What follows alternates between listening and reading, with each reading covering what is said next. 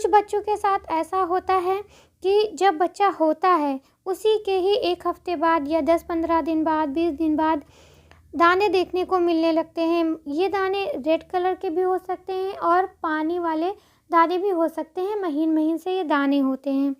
अब इन दानों का कई कारण हो सकता है। इसमें सबसे पहला कारण है एरिथेमा टॉक्सिकम।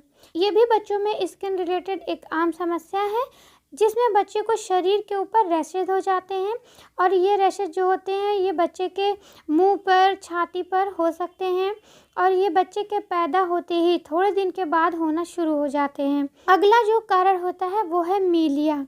ये सफ़ेद रंग के छोटे छोटे दाने होते हैं। आपने देखा होगा कि बच्चे की स्किन पे छोटे छोटे से वाइट कलर के पानी जैसे दाने निकल आते हैं। ये अक्सर बच्चे के मुंह पर हो सकते हैं और ये ज़्यादातर डेड स्किन के कारण होते हैं। ये भी बहुत आम है बच्चों में होना और ये दाने कभी कभी बच्चों के हाथ पे या गर्दन पे भी हो जाते हैं। और नेक्स्ट रीज़न है बेबी एक्ने के लक्षण। बेबी एक्ने लाल रंग या सफ़ेद रंग दोनों तरह का हो सकता है। ये पिंपल्स के रूप में स्किन पर होता है बच्चों के और इसके आसपास लाल रंग के घेरे भी बन जाते हैं। वैसे तो ये बच्चों के मुंह पर किसी भी जगह हो सकता है, लेकिन ये गाल पर बच्चे के ज़्यादा होता है और ये कभी कभार गर्दन पर भी हो सकता है। अब हम जानते हैं उन कारण को जिसकी वजह से बच्चे को ये दाने हो जाते हैं। उसमें सबसे पहला कारण है एलर्जी।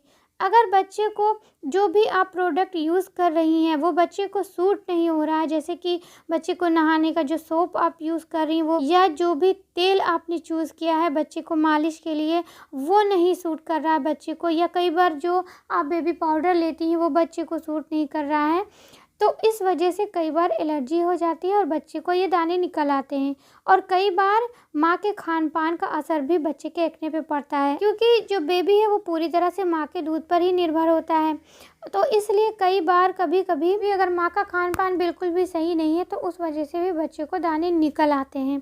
और नेक्स्ट रीज़न है कि बच्चे की साफ़ सफाई अगर आप सही से नहीं कर रही हैं तो उस वजह से भी शिशु की स्किन में एलर्जी हो जाती है और ये दाने निकल आते हैं। इसलिए आप ध्यान रखें कि आप जब भी बच्चे की मसाज करें तो आप उसकी साफ़ सफाई अच्छे से करें, उसको हमेशा साफ़ कपड़े पहना कर रखें, उसके आसपास का एरिया भी आप साफ़ रखें, जिससे बच्चे को स्किन इन्फेक्शन की संभावना ना रहे। अब इस दाने से बचाव के लिए आप क्या कर सकते हैं?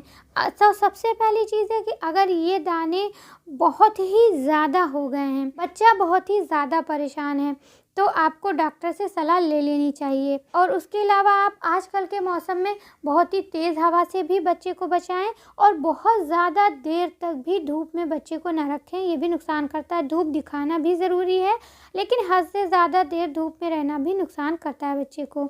और बच्चे का कपड़ा भी साफ़ सुथरा रखें और हमेशा नेचुरल बेबी प्रोडक्ट्स का ही यूज़ करें।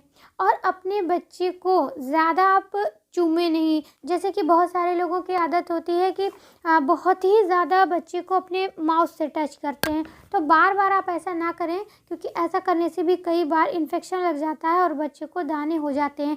जब बच्चा बहुत छोटा हो तो हर किसी की गोद में आप बच्चे को ना दें और जब भी आप दें तो आप कंफर्म कर लें कि उसका हाथ साफ़ है और बार बार आप उसका मुंह जो है वो बच्चे के फेस पर ना लाने दें। इस चीज़ का आप ध्यान रखें। जब ये दाना हो गया है तो आप नारियल तेल और एलोवेरा का यूज़ कर सकती हैं। इन दोनों को मिक्स करके बच्चे के बॉडी पे या जिस जगह पे ये दाना है तो आप लगा सकती हैं। एलोवेरा जेल ध्यान रखें कि आप घर वाला लें या 100% नेचुरल वाला लें और उसको आप मिक्स करके बच्चे की स्किन पे लगा सकती हैं। इससे उसका जो दाना है वो धीरे धीरे सही होने लगेगा, लेकिन अगर बहुत ज़्यादा है तो आपको डॉक्टर को ज़रूर दिखाना चाहिए।